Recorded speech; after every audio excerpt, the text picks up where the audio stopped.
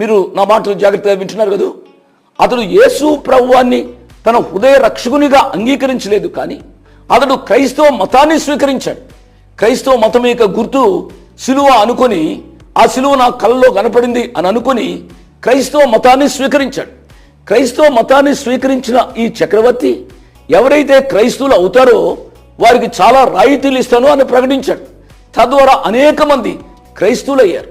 వారు క్రైస్తవులయ్యారు, కానీ నామకార్థ క్రైస్తవులయ్యారు, కానీ యేసు ప్రభును హృదయంలో అంగీకరించిన విశ్వాసులు మట్టుకు కాలేదు అనే సత్యాన్ని గమనించాలని ప్రభు పేరిట నేను మనవి చేస్తున్నాను.